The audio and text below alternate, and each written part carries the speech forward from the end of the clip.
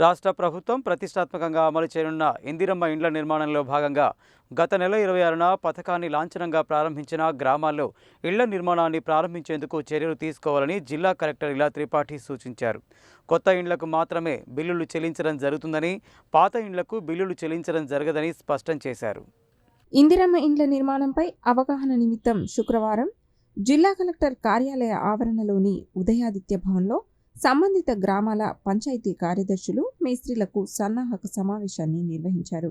ముఖ్యంగా గత నెల 26న ఇందిరమ్మ ఇండ్ల పథకాన్ని ప్రారంభించిన గ్రామాలలో ఇంటి నిర్మాణానికి తీసుకోవాల్సిన విస్తీర్ణం, చెల్లింపులు, వాడవలసిన సాంకేతిక అంశాలు తెలియజేశారు.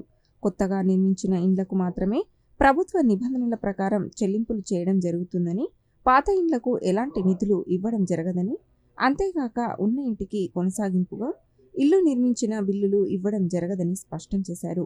వివిధ దశలలో చెల్లింపుల విధానాన్ని, ఆయా ఇంటి నిర్మాణంలో వాడాల్సిన సామాగ్రి, ఇతర సాంకేతిక సమస్యలు తదితర అంశాలపై వివరించారు. గృహ నిర్మాణ శాఖ project director Raj Kumar, RDO incharge DRO Y Ashok Reddy తదితరులు ఈ సమావేశానికి హాజరయ్యారు.